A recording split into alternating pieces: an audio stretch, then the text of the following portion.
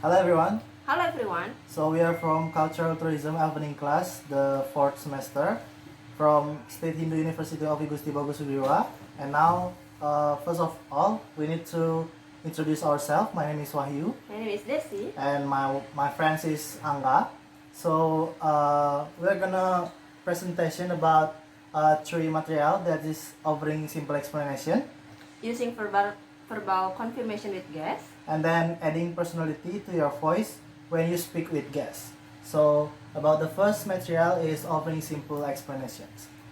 So for all hotel receptionists, here are the most commonly used expression you'll need to communicate with your international guests.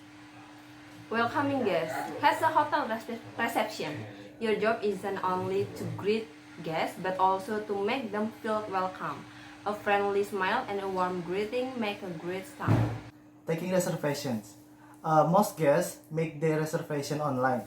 However, if they're unable or unwilling to do that, they may make their reservations by phone. Giving information, offering assistance, and handling complaints. A big part of your job as a hotel receptionist is to make guests feel at home and well taken care of during their stay. You are the person guests come to for information, assistance, and yes, even complaint. Checking guests in. Do you have a reservation? This is one of the first thing you will ask a guest when they walk up to the reception desk. Not all guests have reservation. Some simply walk in and ask for a room. Checking guests out. Could I have your room number and key, please? When your guest is ready to check out, start by asking for their room number and key. Here again, use the modal verb could to sound more polite. If you are a hotel receptionist or hoping to become one, you will find this list of expressions useful as you set out to welcome visitors. You come from all over the world to visit your country. Use the guest approach as part of a 5-step sales process.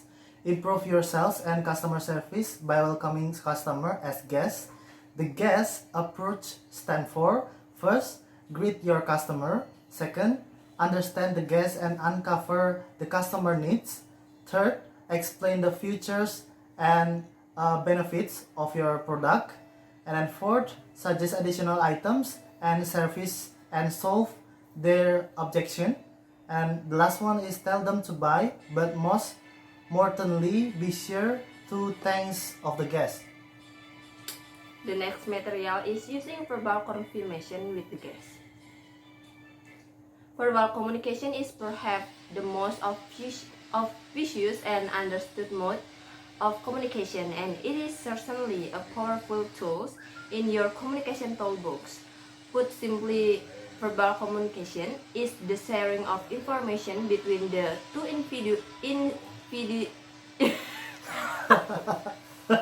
Two individualis. Nah, ngomong langsung verbal. individuals.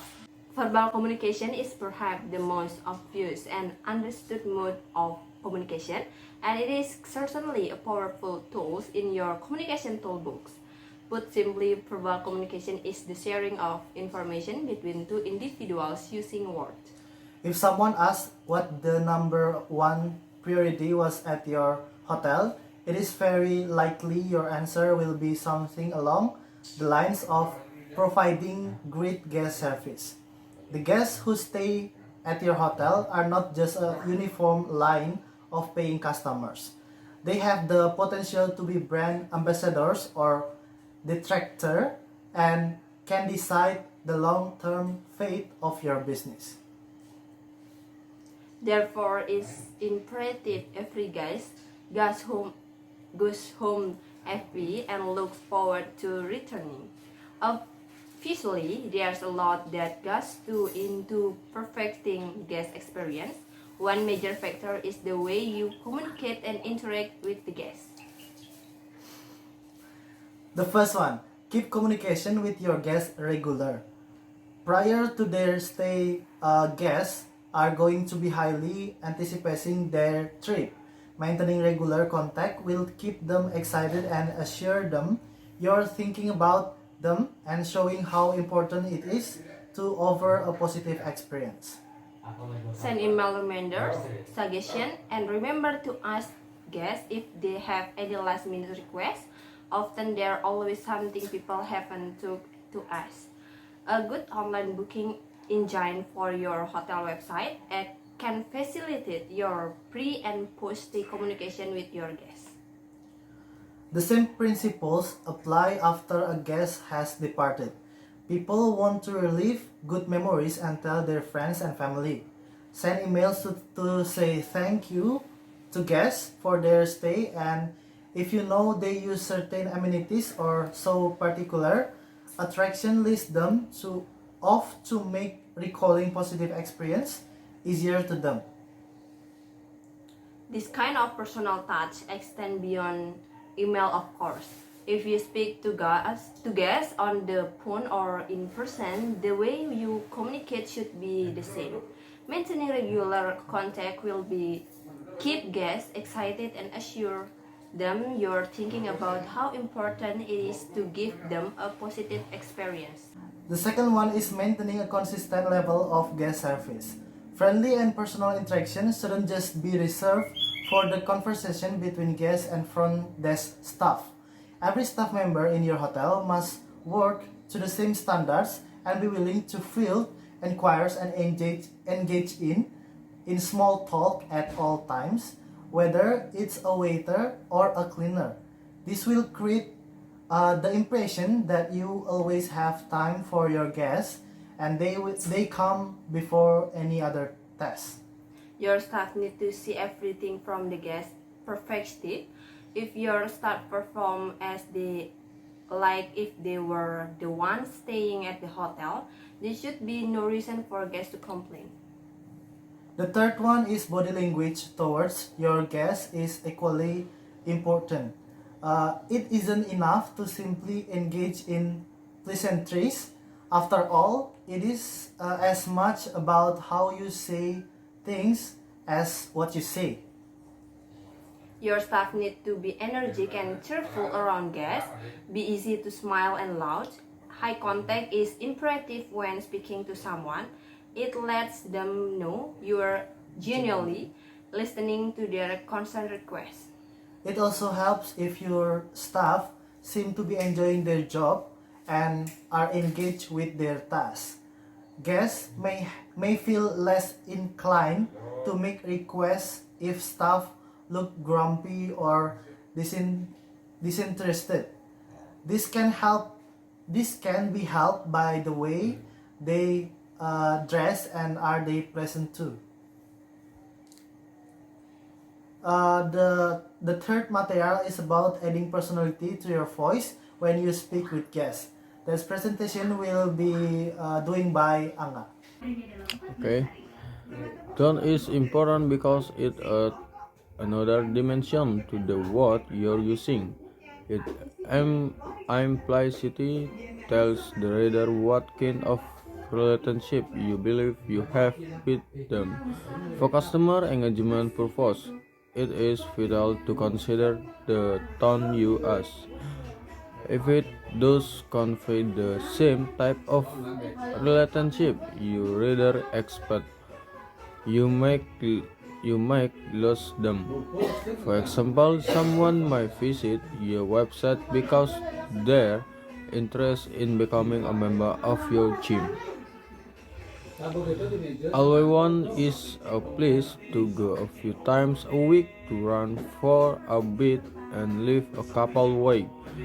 Their only goal is to stay active and keep their weight within a healthy range.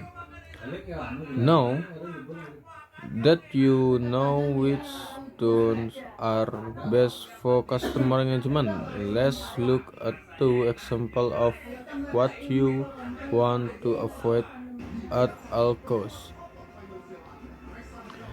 Adding personality. What tone of voice is best for customer engagement?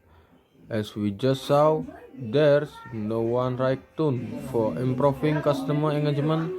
It depends on who your customer are and how they prefer you spoke with them. When speak with guests, it can be tempting to try to add a bit of personality or even humor, but text is very easy to misinterpret.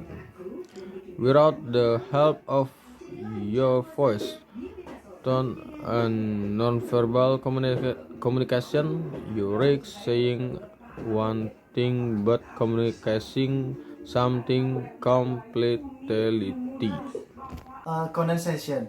If you value a customer engagement, you'd obviously never want to come across as condescending, but it's probably easier than you think. Usually, a condescending tone is the result of copy that is too brief. For example, your product is no longer under warranty. That doesn't sound especially sympathetic, does it? If someone is asking about their warranty, it probably means that their product is no longer working. That situation deserves a little more attention than 7-word sentences. Apathy. An apathic tone is teeming with boredom. It tells your customer that you don't even care enough to be condescending. You are just putting up with them until the closing bell. And then, in the example above, when someone is requesting help because the product they purchased is no longer working, an apathic response might be, "That is not a known issue," or "We will look into it."